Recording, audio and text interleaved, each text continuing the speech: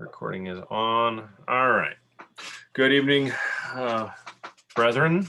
Welcome to the November 4th webinar series from the Grand Lodge of Minnesota. As we have talked before, this is not a tiled meeting. I just turned on the recording. We will please keep yourself on mute during the presentation unless you are been asked to talk. Any questions, please send via the chat. We'll cover it at the end. About 5 minutes or so before the end of the session, we will I'll send out a poll. Please be sure to submit that so that we get some feedback. And the archives will be, the videos will be recorded and archived on YouTube, accessible through the Grand Lodge website. This is the first one of the Build a Better Beehive series. We have a bunch of them coming up, running through the end of this year. Please note that November 25th and 23rd of December, we will be on a break, so there won't be any session. You can certainly sit by your computer if you want. That's really up to you. The show and tell challenge is still available. I haven't heard anything recently about any submissions, but it is still open. Please do submit something for that. And without further ado, I will turn it over to most worshipful brother John Cook and worship master Larry Ligman. I'll stop the sharing, and Shannon, please go ahead. Good evening, brothers. I'm Larry Lyman. I'm master of the Winona Lodge number 18, and also a member of the Grand Lodge Leadership Committee. And this evening, sharing the stage with most worshipful brother John Cook. And good evening, most worshipful. Good evening, brother worshipful master. Can you explain the wheel, most worshipful, that we're looking at to the left? Sure. Good evening, brothers. Our theme is building a better beehive. This evening, we will talk about the tiler. If you look at the screen to your left, we have uncovered our beehive so that you can see the wheel of the outer rings represent those virtues of our fraternity. The spokes represent each officer of the lodge, and our brethren should ever be at the center. It is to show that as all these virtues are valuable within our lodge, which creates harmony, each officer needs represent only a few of them. So we will attempt to explain how your duties in the lodge drives harmony to the beehive, a symbol of cooperative work. Worshipful master, we find that there are two spellings of the word Tyler, T-Y-L-E-R or T-I-L-E-R. Would you please give us a little difference of the two? Thank you, most worshipful. In operative masonry, initially Tyler was spelled T-I-L-E-R, and it came from a Latin word, tegere, which meant to thatch or cover, as in a roof. And the tiler, therefore, is the one who made the tiles to fasten on the roof. And since operative masonry, that tiler was the person who closed in the lodge building, it was considered appropriate for the tiler who guards the outer door to also be Tyler, T-I-L-E-R. Over time, however, in France, Tyler took on a bit of a different meaning because of its association with the word tailleur, which is a tailor or someone who clothes people. France came to start spelling Tyler, T-Y-L-E-R. In our jurisdiction, that's how we spell it, though T-I-L-E-R is the appropriate spelling historically. T-Y-L-E-R is correct here in our jurisdiction. Worshipful, most worshipful, can you explain the sword that we see to the right here? The sword is an instrument placed in the hands of the tiler in the performance of his duties. it is a common claymore sword. But you may find many different swords are used. I can even remember attending a lodge which used a Nerf lightsaber, thanks to that great movie of Star Wars. Worshipful Master, what does the angel and flaming sword represent? Most worshipful, we find this in reference in Genesis, that when Adam and Eve were driven from the Garden of Eden, the Lord placed cherubim, angels, with a flaming sword, which turned in every direction to keep the way of the tree of life clear. And the quote that we hear in our own installation of our Tyler says that the sword of the Tyler is to enable him to effectually guard against the approach of cowens and eavesdroppers and suffer none to pass or repass, such as are duly qualified. So it should admonish us as well to set a guard over our thoughts, a watch at our lips, and post a sentinel over our actions, thereby preventing every unworthy thought, word, or deed, and preserving consciences void of offense toward God and toward man. Most worshipful, can you explain the duties of the Tyler? What is a cowen? What is an eavesdropper? Who is the Tyler? The Tyler is a master mason who is to ensure that all who approach are duly qualified, meaning a mason that has advanced through the proper degrees of work for that meeting. The Tyler also guards the door against Collins and eavesdroppers. A Collins comes to us from the English fraternity directly from operative Freemasons of Scotland, among whom it was to denote a pretender. Collins takes on the form of one who practiced masonry, usually of the most roughest character, as in building of a wall, one who has not regularly trained or been initiated. An eavesdropper is simply one who spies on a lodge without having learned anything about it. How do we know what is duly qualified? Who comes here? The Tyler works with the senior deacon to assist in the traveling brother. Duly qualified, a brother that has completed the degrees for the meeting he is about to enter. Properly clad. It is the Tyler's responsibility that all who enters are wearing the proper apron. Examples, the apron in our jurisdiction is worn on the outside of the jacket, not the inside of the jacket.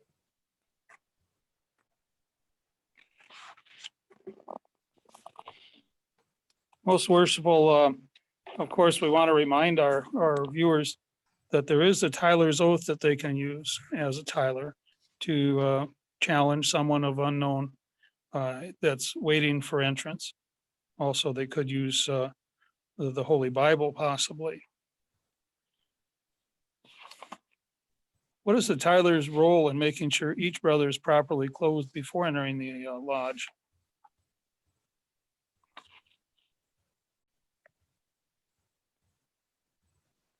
Once again, properly clad is really how the Tyler ensures that the brother is entering the lodge in the proper apron. Okay. And what other duties fall to the tiler as he becomes installed. For example, the door. What is the story of the door? When the junior deacon opens the door, let me simply say, whatever happens at the door is truly the tiler's responsibility. Consider as a man guarding over his heart and actions. He should be mindful as the leaf here is green and at its full vibrancy, we know it will change. The reflection that's seen here touches on, we should always consider harmony. As is above, so is below. Also, even as the slightest touch of the leaf to the water, causing a ripple effect, just as words can affect someone's heart, the impact will sometimes affect a brother very deeply and sometimes very, very long.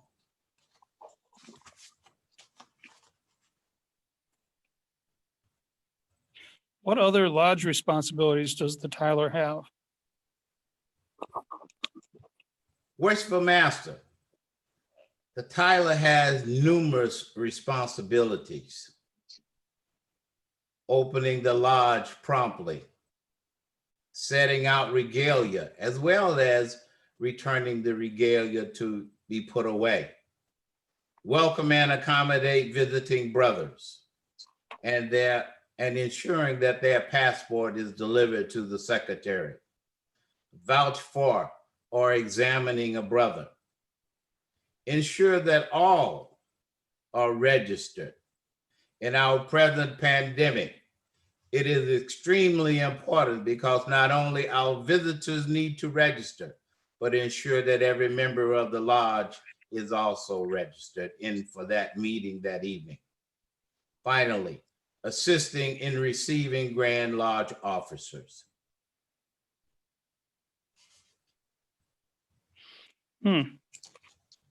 Very good.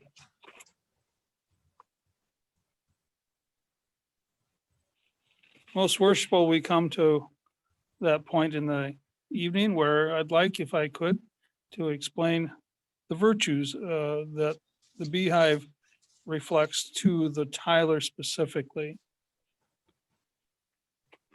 First, truth, and that it's his responsibility to make sure everyone in the room has been vouched for or examined. Tolerance, in that he should be reminding all that we meet in harmony, and that is a part of being properly clad. And ritual, insofar as it's his actions that first have the lodge prepared for any and all ritual. Most worshipful, how should we choose who should be a tiler, and what other resources are there to learn about the tiler? That is an excellent question, Worshipful Master. Who shall be the tiler? A young Mason or one of years? One that has been a tiler? Not a decision for the master to make just by wishing. But I want to point out that if the master chooses a young Mason, the biggest question is, does he have enough energy, experience to handle all the duties at the West Gate? Maybe training your tiler is a very important duty. If there are numerous resources that we have put our presentation together with, one of the most interesting ones that can be given and found at all times is the Minnesota Masons Grand Lodge website. There are member portals for grand views, members resources, leadership resources, and lodge PowerPoint presentation. This concludes our presentation of the Tyler, and I would now like to open the floor for any questions that might come.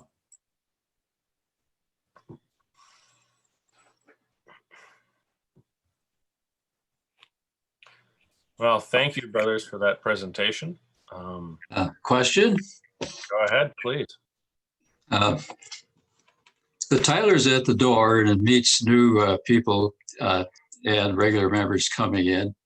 And they come up to the issue is or how hard-nosed should you be and how friendly should you be? And aren't you the first, well, in most cases, you're the first person a new member or a visitor sees coming into the lodge? But it looks like it could be, Tyler's job could be driving some members away by being stern about things, or attract members stay or come back by being quite friendly. Any advice on how to kind of reach the middle of this? Well, most worshipful, if I may, I'd like to answer that. In my lodge, there are two people who must meet everyone prior to coming through the west door, myself and my Tyler. And my Tyler has been chosen as a man of good company, someone you'd like to sit down with. He's a very congenial person. I expect that by the time we are ready to enter lodge, he will have met every single person that wants to come into lodge. And simply, oftentimes by conversation and acknowledgement of a membership card, or asking another brother of our lodge to vouch for the gentleman, we already have knowledge that he is welcome into our lodge. He is duly qualified. However, if there's someone who no one can vouch for, then we have the Tyler's oath, or what they call the test oath, that can be used. Of course, one wants to present that in as unthreatening a way as possible. And you'll know rather quickly whether or not the person that you're passing the oath to is indeed a Mason, simply by the nature of their answers. I hope that answers your question somewhat. Of course, the first order of business is a smile. And I find that disarms a lot of people. Does that help?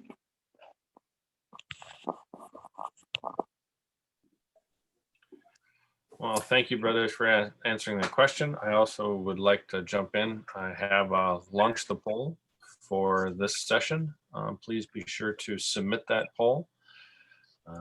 As we are wrapping up here, a couple of closing items as we wrap up. The upcoming schedule next week will be another part of the Building a Better Beehive with the Marshal, and then Stewards the week after. As I mentioned, we will be taking a break on the 25th. And that is all I have for this moment. I'm going to stop the recording.